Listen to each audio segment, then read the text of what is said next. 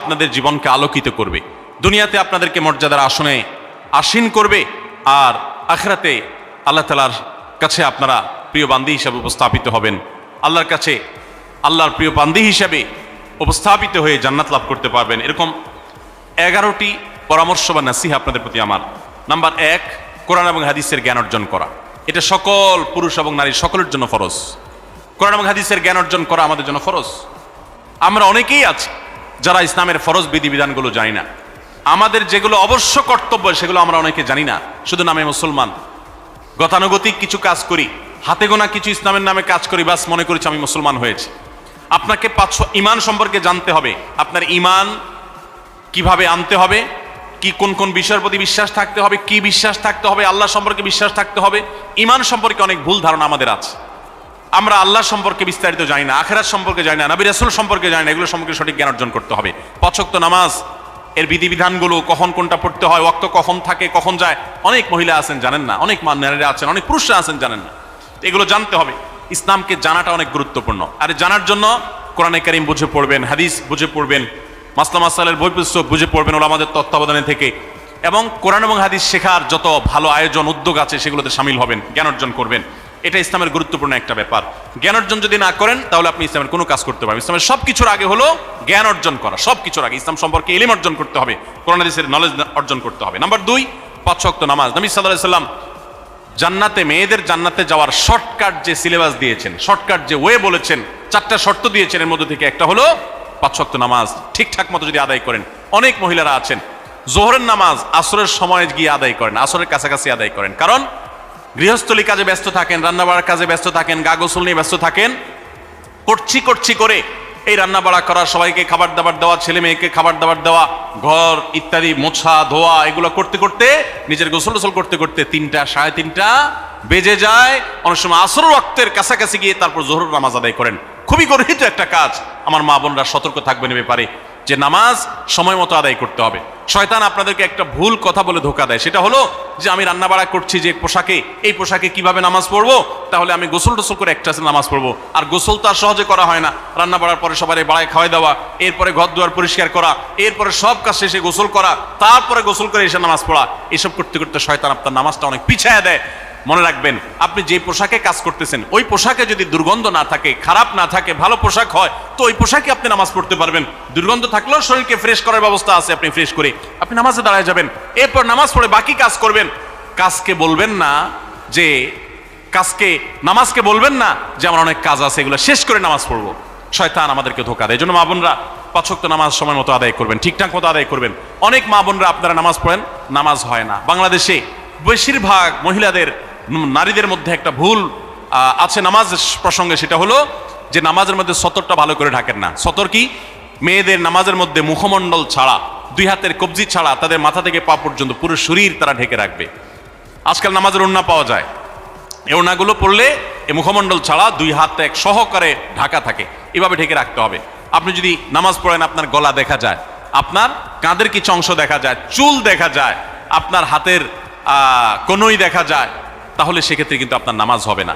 যদি আপনার পুরো নামাজ জুড়ে এরকম খালি থাকে এগুলো, তাহলে নামাজ হবে না।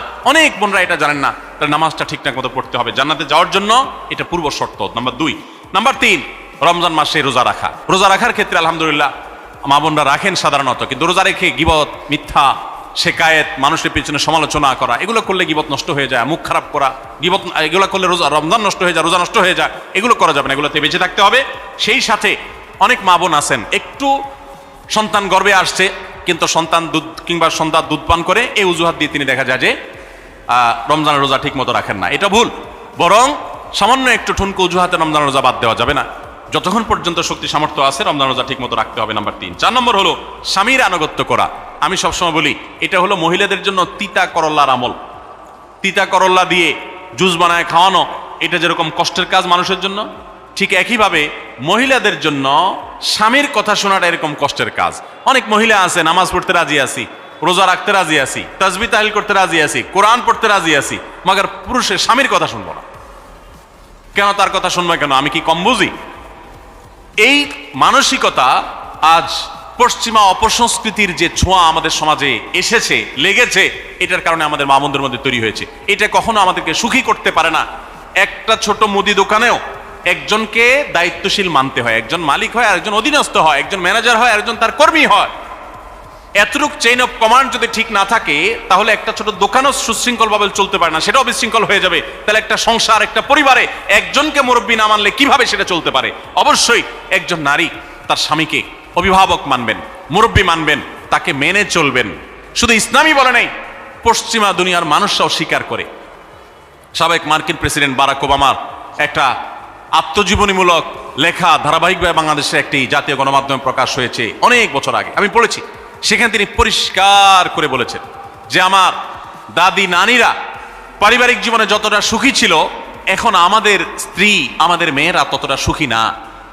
অথচ তাদের তাদের এত বেশি শাড়ি চুড়ি, এত বেশি সাজগোজ, এত বেশি সুখ সমৃদ্ধির উপকরণ ছিল না আজকের মেয়েদের যতটা আছে। পারিবারিক শান্তি তখন যতটা ছিল এখন তার ধারে কাছেও নেই। এর অন্যতম কারণ হলো এটি যে আমরা পশ্চিমা অপসংস্কৃতির ছোঁয়ায় পড়ে শয়তান আমাদেরকে অতিরিক্ত স্বাধীনতার নাম দিয়া আমাদেরকে বলগাহীন স্বাধীনতার পথে নিয়ে গেছে, যেটা আমাদের ধ্বংস ডেকে এনেছে। এই জন্য একজন গার্ডিয়ান, একজন অভিভাবক পরিবারে থাকতে হবে, তাকে মানতে হবে। আপনি নারী হিসাবে আপনার স্বামীটাকে যদি মনে হয় একটু বোকা কিসিমের, সে বুঝে না, আপনি অবশ্যই ডেফিনেটলি আপনি তাকে বুঝাবেন, আপনি তাকে আপনার মতামত বলবেন, তারও কর্তব্য আপনার মতামত গ্রহণ করা। কিন্তু এর মানে এই না যে আপনি তাকে ডিনাই করবেন, পাত্তা দিবেন না, অবজ্ঞা করবেন, তার কাছে জিজ্ঞেস করা ছাড়া যেদিক সেদিক যাবেন, যা খুশি তা করবেন, এটা উচিত না। আপনার জান্নাতে যাওয়ার প্রয়োজনে ওই যে তিতা করল্লা বলেছি, সে যদি কোনো দিক থেকে তাকে মানতে আপনার কষ্ট হয়, আপনার থেকে সে পিছিয়ে আসে বুদ্ধিতে জ্ঞানে, তারপরে একটু কষ্ট করে ঢোক গিলেন, দুনিয়াতে বড় করবেন, আখিরাতে বড় করবেন। অনেক সময় দেখা যায় পুরুষতান্ত্রিক সমাজে আমাদের দেশে দেখা যায় যে পুরুষদের নানা অনাচারে মেয়েরা অতিষ্ঠ হয়। একটু সবর করেন, সন্তান সন্ততি বড় হবে, তখন আর পুরুষের এই সমস্ত জুলুম থাকবে না, পুরুষ তখন দৌড়ের উপরে থাকবে। এই বাস্তবতা আমরা প্রত্যেকটা মানুষ উপলব্ধি করার কথা। অতএব মেয়েদের, মুসলিম নারীদের অত্যন্ত গুরুত্বপূর্ণ আরেকটি বিষয় হলো 4 নম্বর যেটি বললাম, স্বামীর আনুগত্য করা।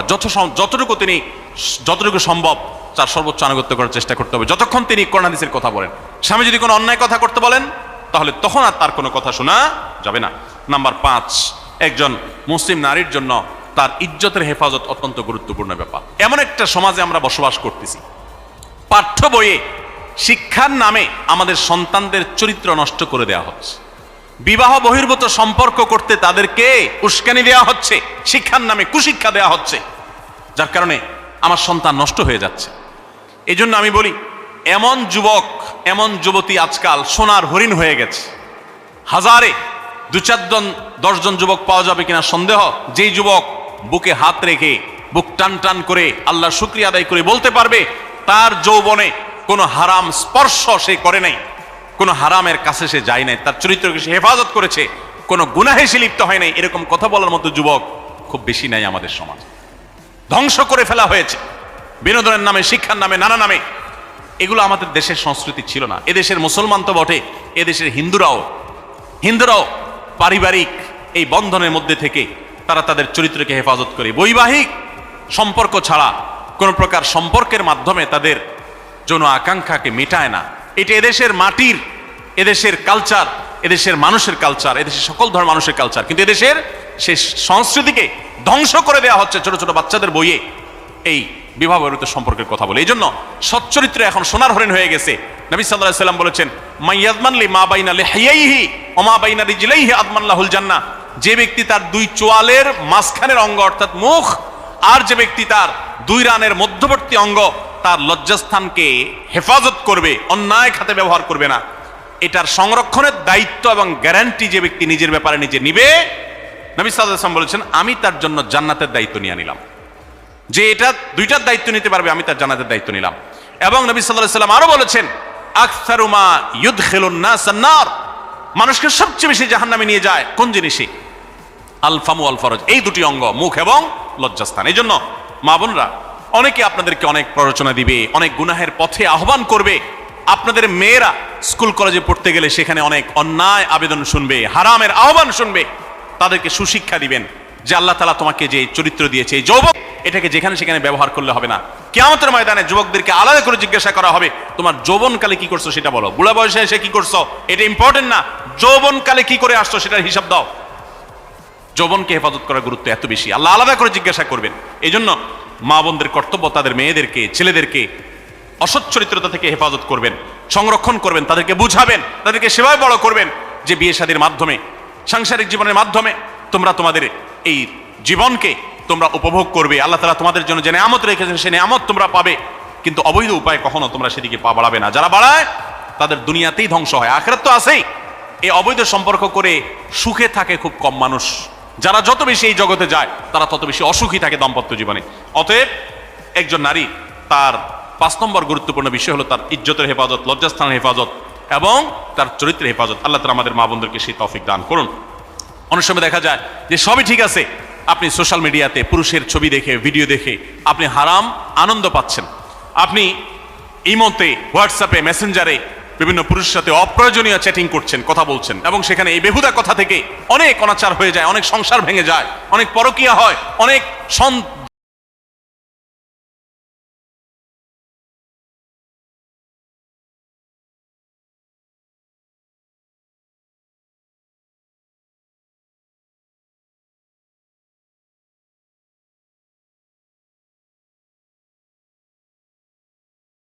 দুই চার কেজি আম কিনে খাইছেন, এটাতে আপনি যতটা সুখী হতে পারবেন, আপনি যদি একটা আমের গাছ লাগাই দিতে পারেন তাহলে তার চাইতে অনেক বেশি সুখী হতে পারবেন। আপনি বেশি লাভবান হবেন, আপনি মনকে মন আম খেতে পারবেন, আপনার বংশধররা খেতে পারবে।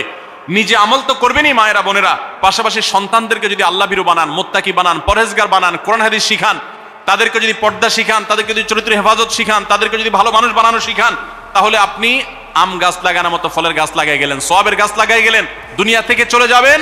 নেক সন্তানের আমল যেগুলো আপনি শিখাই দিয়ে গেছেন এগুলোর সওয়াব আপনি পেতে থাকবেন। ছেলেটাকে সূরা ফাতিহা নিজে শিখাবেন, মেয়েটাকে সূরা ফাতিহা নিজে শিখাবেন, নিজে ভালো করে শিখবেন, তাহলে কিয়ামত পর্যন্ত, মরণ পর্যন্ত এই ছেলে যতবার সূরা ফাতিহা পড়বে প্রত্যেক নামাজে আপনি কিন্তু সওয়াব পেয়ে থাকবেন, কারণ আপনি শিখাই দিয়ে গেছেন, আপনি শুরুটা করে দিয়ে গেছেন। এই জন্য মা বোনদের জন্য সন্তানদের লালন পালন করা, সন্তান দুধে ভাতে আছে কিনা, ভালো জামা কাপড় পরছে কিনা, এর চাইতে ইম্পর্টেন্ট হলো সন্তান আমার নামাজ পড়ছে কিনা, সন্তান আমার আল্লাহকে চিনে কিনা, সন্তান আমার কোরআন হাদিসের শিক্ষা পেয়েছে কিনা। সন্তান একজন স্কুলে যায় না, তার জন্য আমার মাথা খারাপ হলে, সন্তান একজন নামাজ পড়ে না এক ওয়াক্ত, তার জন্য আরো বেশি মাথা খারাপ হতে হবে। তাহলে আপনি দায়িত্বশীল মা হতে পারবেন, দায়িত্বশীল বাবা হতে পারবেন। মনে রাখবেন নবী সাল্লাল্লাহু আলাইহি ওয়াসাল্লাম বলেছেন, প্রত্যেকটা শিশু জন্মগ্রহণ করে ভালো মানুষ হয়ে, কেউ জন্মগতভাবে খারাপ হয় না, ডাকাত হয়ে জন্মায় না, তবে তার মা বাপ তাকে নষ্ট করে। কারণ মা বাপ তাকে ঠিক মতো লালন পালন না করে, ভালো পরিবেশ দেয় না, খারাপ ছেলেফেলের সাথে মিশে, তখন সে নষ্ট হয়। এই জন্য আপনার দায়িত্ব সন্তান কার সাথে মিশছে, কোথায় যাচ্ছে, কি করতেছে, মোবাইলে কি দেখছে, সন্তানকে সময় দেন, মোবাইল টিপাটিপি বন্ধ করেন, তাদেরকে নিয়ে বসেন, তাদেরকে কথা শোনান, কোরআন হাদিস পাঠ করে শোনান, তাদেরকে ভালো পরিবেশ দেন, ভালো ফ্যামিলির, দিনদার ফ্যামিলির বাচ্চাদের সাথে তাদেরকে মিশান। ইনশাআল্লাহ আপনি আল্লাহর কাছে এর জন্য উত্তম বিনিময় পাবেন, সওয়াব পাবেন। নাম্বার 7, মা বোনরা বিশেষ করে আপনাদের জন্য গুরুত্বপূর্ণ হলো কৃতজ্ঞতা আদায় করবেন। পুরুষদের জন্য গুরুত্বপূর্ণ, কিন্তু মা বোনদের জন্য বিশেষ গুরুত্বপূর্ণ এই জন্য যে নবী সাল্লাল্লাহু আলাইহি ওয়াসাল্লাম বলেছেন, তিনি জাহান্নামে নারীদেরকে যে দেখেছেন, তাকে যে দেখানো হয়েছে মেরাজে, যে প্রচুর সংখ্যক নারীরা জাহান্নামে, এর অন্যতম একটা কারণ ছিল নেয়ামতের নাশকরি করা। পুরুষদের মধ্যেও নাশকরির কারণে বহু পুরুষ জাহান্নামে যাবে। মা বোনরা স্বামী এবং নিজের জগতে যতটুকু আল্লাহ তাআলা দিয়েছেন এতটুকুর উপর শুকর আদায় করবেন। আপনার স্বামী মানুষটা হয়তো মুখটা খারাপ, কিন্তু তার শরীরটা ভালো আছে, সে আপনাকে উপার্জন করে এনে খাওয়ায়। অনেক মহিলা আছে তার স্বামী হয়তো অ্যাক্সিডেন্ট করে পঙ্গু হয়ে গেছে, সে হয়তো বিছানা শুয়ে বাকি জীবন কাটিয়েছে, তার কষ্টের কোনো শেষ নাই। আপনার স্বামী হয়তোবা তার কোনো দিক থেকে দুর্বলতা আছে, আবার বহু দিক থেকে তার ভালো গুণ আছে। একই কথা পুরুষদের জন্য ইসলাম নির্দেশ করেছে যে তার স্ত্রীর একটা গুণ খারাপ দেখে যদি তার কষ্ট লাগে, তো সে চিন্তা করলে 10টা গুণ ভালো দেখবে, সেটা দেখে শুকর আদায় করা উচিত।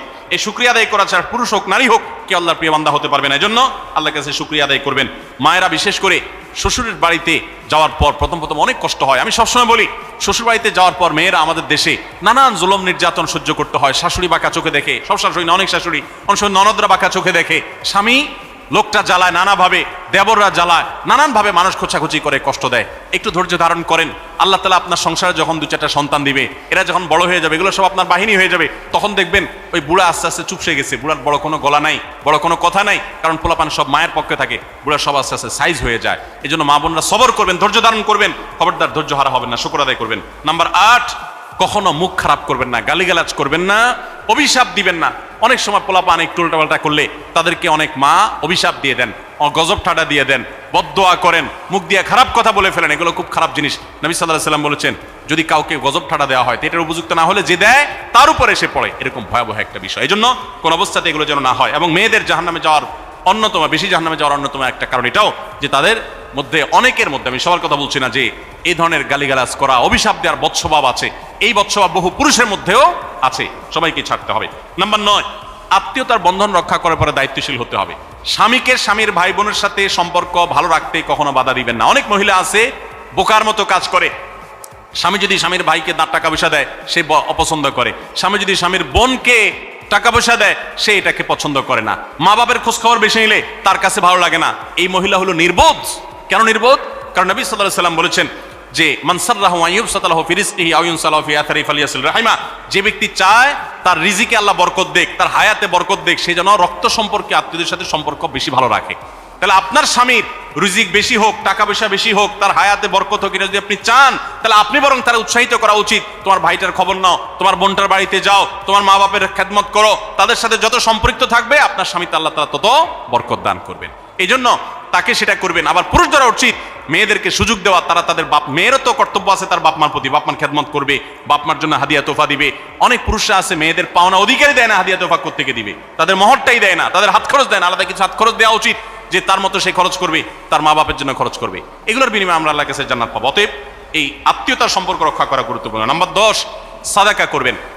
সাদাকা জাহান্নাম থেকে মুক্তির কারণ। নবী সাল্লাল্লাহু আলাইহি সাল্লাম জাহান্নামের ব্যাপারে সতর্ক করেছেন আপনাদেরকে, আমাদের সবাইকে। অতএব সাদাকা দিলে জাহান্নাম থেকে মুক্তির একটা পথ আমরা পাই, সুগম হয়। এবং নবী সাল্লাল্লাহু আলাইহি সাল্লামের সময় মহিলা সাহাবীরা তাদের গহনা খুলে আল্লাহর রাস্তায় দান করতেন। এজন্য মসজিদ, মাদ্রাসা, বিভিন্ন গুরুত্বপূর্ণ যে দানের খাতগুলো আছে সেগুলোতে বেশি বেশি দান করবেন, বেশি বেশি আল্লাহর রাস্তায় ব্যয় করবেন, যতটুকু তৌফিক আছে ততটুকু। এখন মহিলারা দান করবে কোত্থেকে? পুরুষরা মহরের টাকাই পরিশোধ করে না, বেচারে দান করবে কোত্থেকে? এই জন্য পুরুষরা দায়ী হবে। এবং মহিলারাও তাদের মহরের টাকা যেন অনাদায় না থাকে, তারা যেভাবে চেষ্টা করলে হয় সেভাবে চেষ্টা করবেন। এবং তাদের হাত খরচ আলাদা দেওয়া উচিত, এবং তারা পর্দার মধ্যে থেকে তাদের মতো উপার্জনও করতে পারেন, সেটাও শরীয়ত তাদের জন্য সুযোগ রেখেছে। যেভাবে হোক তারাও সাদাকার চেষ্টা করবেন। 11 নম্বর সর্বশেষ হলো সময়ের অপচয় করবেন না। এখন এমন একটা সময় চলছে বেশিরভাগ মানুষ জাহান্নামে যাবে, যেই কারণে আজকের যুগে সবচেয়ে বেশি আমরা বিপদগামিতার মুখে যাচ্ছি, যে কারণে সেটার অন্যতম হলো এই স্মার্টফোনের অপব্যবহার। আমরা অনেকে আছি টেলিভিশনের বিভিন্ন সিরিয়ালে আসক্ত, অনেকে আছি বিভিন্ন নাটক সিনেমায় আসক্ত, অনেকে আছি ফেসবুক এবং ইউটিউব এগুলোতে আসক্ত। বিশেষ করে মা বোনদেরকে বলছি, অনেকেই আছেন এখনো রিমোট ছাড়া তার পেটের ভাত হজম হয় না, সারাদিন রিমোট হাতে বসে থাকেন, একটা পর একটা সিরিয়াল এবং চ্যানেল পাল্টাতে থাকেন। মনে রাখবেন, সফল ইমানদার হতে হলে এই অনর্থক কাজ না ছাড়লে আপনি সফল ইমানদার হতে পারবেন না। অনেকে নামাজে পড়ে আবার সিরিয়ালও দেখে, অনেকে আছেন ফেসবুকে ঘন্টাকে ঘন্টা, ইউটিউবে ঘন্টা ঘন্টা সময় নষ্ট করেন। এর জন্য আল্লাহর কাছে জবাবদিহি করতে হবে। কিয়ামতের ময়দানে আল্লাহ তাআলা কয়েকটা প্রশ্ন উত্তর দেওয়া ছাড়া একজন মানুষকেও নড়তে দিবেন না। এর ভিতরে একটা হলো যে তোমার সারা জীবনে কি অর্জন করেছো। সময়ের অপচয় করা যাবে না। সময় হলো জীবনের সবচেয়ে মূল্যবান সম্পদ। অতএব আল্লাহ তাআলা আমাদের সবাইকে জীবনের এই অমূল্য সম্পদ সময়কে সংরক্ষণ করার তৌফিক দান করুন। মা বোনরা, আপনাদেরকে আমি আল্লাহর ওয়াস্তে উপদেশ করতেছি, যারা বদভ্যাস আছে ফেসবুক ইউটিউবে ঘন্টা ঘন্টা পড়ে থাকার, প্রয়োজনে এগুলো সব ডিলিট করে দেন মোবাইল থেকে। প্রয়োজনে আপনি এই মোবাইল বিক্রি করে বাটন ফোনে চলে যান।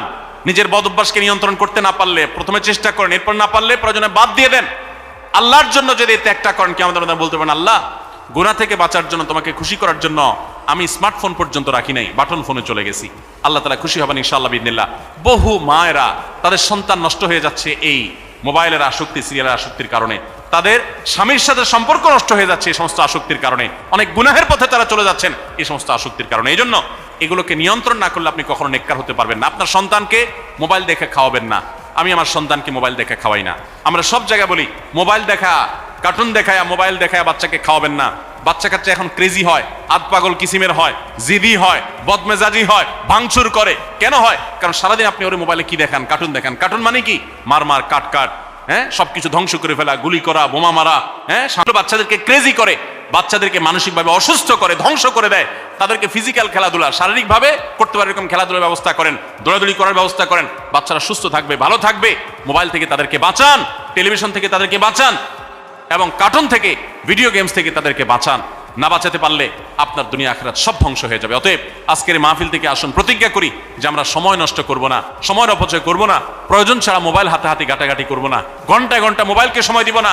অনেক মেয়েরা আছেন, অনেক পুরুষরা আছেন, এই একটি অপকর্মের কারণে তার শিক্ষা জীবন ধ্বংস হয়ে যায়, চাকরি নষ্ট হয়ে যায়, ব্যবসা লাটে উঠে, মা বাবার সাথে সম্পর্ক নষ্ট হয়, স্বামী স্ত্রীর সম্পর্ক নষ্ট হয়, সাংসারিক জীবন ধ্বংস হয়ে যায়, সবকিছু ধ্বংস হয়ে যায় শুধু এই মোবাইল ফোনের অনিয়ন্ত্রিত ব্যবহার করার কারণে।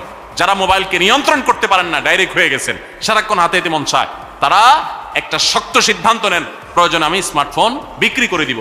6 মাস 8 মাস আপনি কিছুদিনের জন্য, 1 বছরের জন্য বাটন ফোনে চলে যান, এরপর আবার ব্যাক করলে আশা করা যায় আল্লাহ আপনাকে হেফাজত করবেন। এবং ইসলামের নাম দিয়ে, অনেকে বলে আমি ইউটিউবে ওয়াজ শুনি, ফেসবুকে ওয়াজ শুনি, ওয়াজের নাম দিয়া আপনি যে কি করেন কি না করেন সেটা আপনার আরশের মালিক সবই জানেন। অতএব যে ওয়াজ শুনতে গিয়ে আপনার আকাম কুকাম করা লাগে, খারাপ জিনিস দেখা লাগে, ওই ওয়াজ শোনার কথা আপনাকে ইসলাম বলে নাই। আল্লাহ তাআলা আমাদের সবাইকে সবগুলো বিষয় আমল করার তৌফিক দান করুন। আমরা আবারও বলছি, আজকে আমাদের মা বোনদেরকে লক্ষ্য করে বিশেষ করে যে 11টি করণীয় আপনাদের জীবনকে সোনালী জীবনে পরিণত করতে পারে, আপনাদের জীবনটাকে সমৃদ্ধ করতে পারে, সুখী করতে পারে এবং আল্লাহর কাছে আপনাদেরকে জান্নাতের উপযুক্ত করবে। কিয়ামতের ময়দানে সুন্দর হাসি, সুখের হাসি, তৃপ্তির হাসি আপনাদেরকে হাসাবে ইনশাআল্লাহ। সেই 11টি নসিহা, সেই 11টি বিষয়ের প্রথমটি হলো কোরআন এবং হাদিসের জ্ঞান অর্জন করবেন। অনেক ভালো ভালো বই আছে কোরআন হাদিস ভিত্তিক, সেগুলো পড়বেন। দিন শিক্ষার যত আয়োজন আছে সেগুলোর সাথে সম্পৃক্ত হবেন। অনলাইনে অনেক কোর্স করা যায়, সেগুলোতে আপনি সম্পৃক্ত হতে পারেন। যেভাবে হোক আপনাকে কোরআন হাদিসের কথা জানতে হবে। আল্লাহ কি বলেছেন, রাসূল সাল্লাল্লাহু আলাইহি ওয়াসাল্লাম কি বলেছেন, মাসালা মাসাইল কখন কি করা উচিত, কোরআন হাদিসে কি বলা আছে, এগুলো জানতে হবে আপনাকে। যতটুকু সম্ভব জানার চেষ্টা করবেন। নাম্বার 2, 5 ওয়াক্ত নামাজ সঠিকভাবে আদায় করবেন, সময় মতো আদায় করবেন। জোহরের ওয়াক্ত বাসার কাজ কাম শেষ করে গোসল করে একেবারে 3টার দিকে একসাথে পড়বো, এটা করা যাবে না, বরং সময় মতো আদায় করতে হবে। এবং মেয়েদের যে সতর, এই সতর ঢাকার পরে সতর্ক থাকতে হবে। পুরো শরীর মুখমণ্ডল চা যেন ঢাকা থাকে, চুল, গলা, হাতের গোছা, কোনই, এগুলো যেন দেখা না যায়, খেয়াল রাখতে হবে। এবং নামাজ ধীরে ধীরে পড়তে হবে। অনেক মহিলা অনেক দ্রুততার সাথে নামাজ পড়েন, এবার পড়লে হবে না। নাম্বার 3, রমজানের রোজা ঠিক মতো রাখতে হবে, যথাযথভাবে রাখতে হবে। রোজা রেখে গীবত, শিকায়েত, মিথ্যা, গালমন্দ এগুলো করা যাবে না। নাম্বার 4, স্বামীর আনুগত্য করতে হবে। নিজের কাছে খারাপ লাগলেও একটু সবর করতে হবে, যতক্ষণ পর্যন্ত স্বামী ন্যায়সঙ্গত কথা বলে, অন্যায় কাজ করতে না বলে, গুনাহের কাজ করতে না বলে, ততক্ষণ পর্যন্ত তার কথা মানতে হবে। নিজের খারাপ লাগলেও মানবেন আপনার জান্নাতের প্রয়োজনে, সুশৃঙ্খলার প্রয়োজনে, পারিবারিক শান্তির প্রয়োজনে। ইনশাআল্লাহ আপনি সুখে থাকবেন দুনিয়া এবং আখিরাত উভয় জগতে। নাম্বার 5, নিজের ইজ্জত সম্ভ্রম হেফাজত করবেন। অনলাইনে অফলাইনে কারোর সাথে হারাম সম্পর্ক করবেন না, কোনো গায়রে মাহরাম পুরুষের সাথে অযথা যোগাযোগ করবেন না, চ্যাটিং করবেন না। এবং সোশ্যাল মিডিয়াতে হারাম জিনিস দেখা থেকে নিজের চোখকে হেফাজত করবেন, বাঁচিয়ে রাখবেন।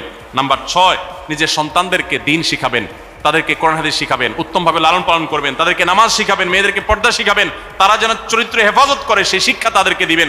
উপযুক্ত হওয়ার পর ছেলে মেয়েকে বিয়ে দিবেন, কোনোভাবে যেন হারাম সম্পর্কে না জড়ায় সেজন্য সাবধান থাকবেন।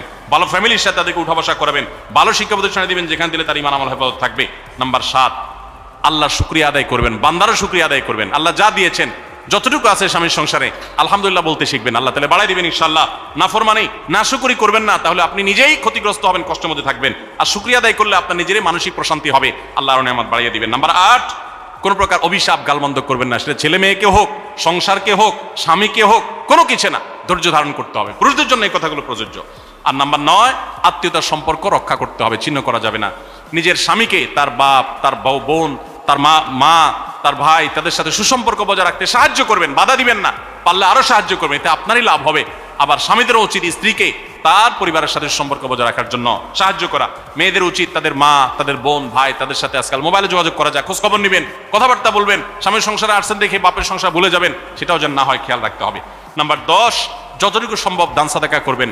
দান সাদাকা জাহান্নাম থেকে মুক্তির কারণ হয়, সেটার জন্য সাধ্য অনুযায়ী করবেন। পুরুষরা তাদের জন্য এই ক্ষেত্রে হেল্প করবেন, যাতে তাদের মোহর ইত্যাদি দেওয়া, মাসে হাত খরচ কিছু দেওয়া, যাতে তারা সাদাকা করতে পারে সেই সুযোগ।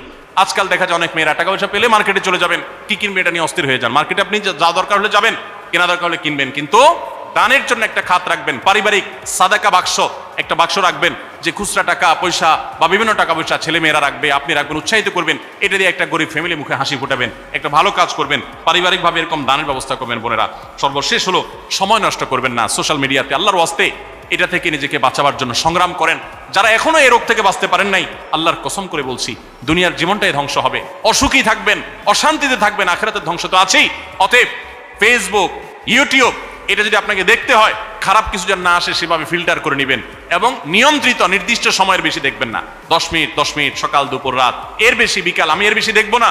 ঘন্টায় ঘন্টা টিপবেন না। অনেক মহিলা আছে স্বামীকে সময় দেওয়ার সুযোগ নাই, সন্তানের দিকে তাকাবার সুযোগ নাই, উনি টেলিভিশন এবং মোবাইলে আসক্ত। এবং এটা আমাদের সমাজকে ধ্বংস করে দিচ্ছে। নিজের ক্ষতি নিজে করছে, নিজের পায়ে কুঠারাঘাত করছেন। আল্লাহ তাআলা আমাদের সবাইকে এই সব বিষয়গুলোকে মেনে চলে, এই 11টা পয়েন্টকে মেনে চলে আমাদের মা বোনদের জীবনকে সমৃদ্ধ করার তৌফিক দান করুন। আমাদের সবাইকে আল্লাহ তাআলা আমল করার তৌফিক দান করুন।